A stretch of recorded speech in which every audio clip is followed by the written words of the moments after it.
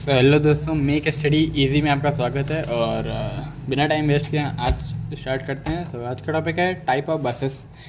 So as you know कि microprocessor में 3 type की बसेस हैं: एड्रेस बस, डाटा बस और कंट्रोल बस।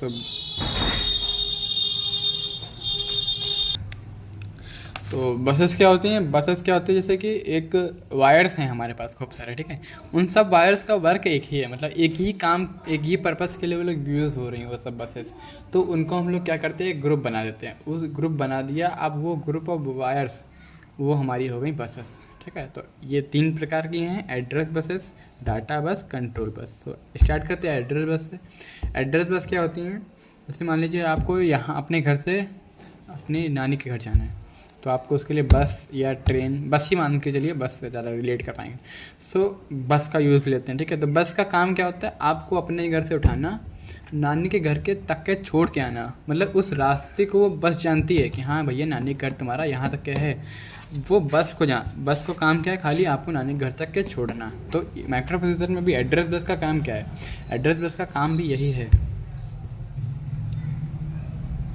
ये क्या कहते हैं, जहाँ से भी आपको डाटा फेच करना है, अगर आपको मेमोरी से डाटा फेच करना है, इनपुट से डाटा फेच करना, आउटपुट से कोई डाटा फेच करना है, तो ये खाली वहाँ तक के आपको ले जाएगी।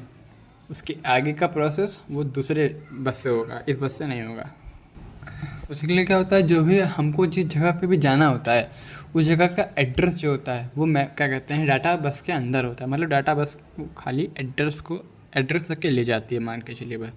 इसकी लेंथ जो होती है 16 बिट की होती है। तो टोटल नंबर कितने हो जाएंगे मेमोरी के अंदर? तो 2 की पावर 16, मतलब जितनी बिट होगी, जितनी बिट की लेंथ होगी वो 2 की पावर में आ जाएगा। ऐसे इसको कैलकुलेट, जैसे मान लीजिए 8 बिट का है तो 2 की पावर 8 हो जाएगा। ऐसे 16 बिट की है तो 2 की पावर 16 से आप लोग निकाल सकते हैं। एड्रेस बस हो गई हमारी। आई होप कि आपको समझ में आया होगा। अब बात करते हैं डाटा बस की। डाटा बस क्या है?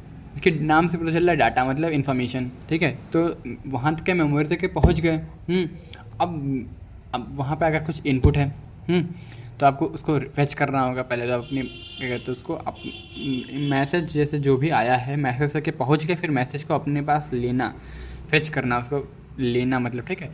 तो वो जो मैसेज आप अपने पास लोगे और स्टोर करके लाओगे मेमोरी तक के वापस, तो जो वो डाटा आएगा वो डाटा बस से आएगा। आई होप आपको समझ में आया होगा। दोबारा बताता हूँ कि इनपुट आउटपुट मेमोरी तक, या इसके लिए कोई भी डाटा को ले जाने या भेजने के लिए हम डाटा बस का यूज़ करते हैं, ठीक है। मतलब किसी भी इनपुट आउटपुट डिवाइसेस के या मेमोरी से इनपुट आउटपुट, मतलब जहाँ पे भी आपको डाटा का ट्रांसफ़र करना है, मतलब एंड टाइम पे बस डाटा ट्रांसफ़र होना है, वहाँ पे आप डाटा बस का यूज़ करते हो। इसकी लेंथ क्या होती है? इसकी लेंथ आपकी वर्ड के साइज़ पर डिपेंड करती है। वर्ड का साइज़ से मतलब आप समझ सकते हो, जैसे कि एक माइक्रो प्रोसेसर एक टाइम पे कितनी बिट्स को प्रोसेस कर सकता है, इसको बोलते हैं वर्ड का साइज़। तो वर्ड का साइज़ पे डिपेंड करती है इसकी लेंथ। ये 16 बिट को कैरी कर सकती है, ठीक है। 16 बिट के कैरेक्टर्स, मतलब वर्ड्स को कैरी कर सकती है, जो हमारी डाटा बस है इस टाइम की। अभी बात करते हैं कंट्रोल बस की। कंट्रोल बस आपको, आई होप कि आपको दोनों समझ में आई होंगे। या नहीं समझ में आई होंगे तो आप कमेंट करिएगा, बाकी अगर कुछ होगा तो देखा जाएगा। कंट्रोल बस की बात करते हैं। अब कंट्रोल बस क्या होता है? कंट्रोल बस या टाइमिंग सिग्नल, इसको कंट्रोल सिग्नल्स या फिर टाइमिंग सिग्नल्स को सेंड करने के लिए कंट्रोल बस का यूज़ होता है। जैसे कि कंट्रोल सिग्नल्स हो गए हमारे,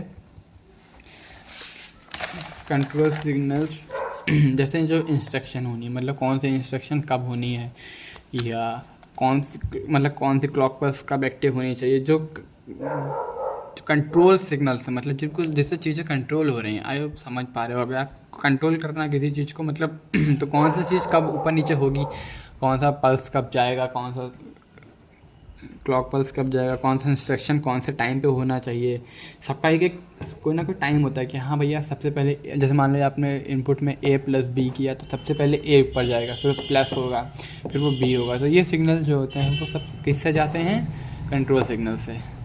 ये डायग्राम में आप देख सकते हो, जो एड्रेस बस होती है ये यूनिडायरेक्शनल होती है, मतलब ये एड्रेस तक के खाली लेकर के आती है आपको, बस यहाँ से ले जाने का काम वो डाटा बस का होता है।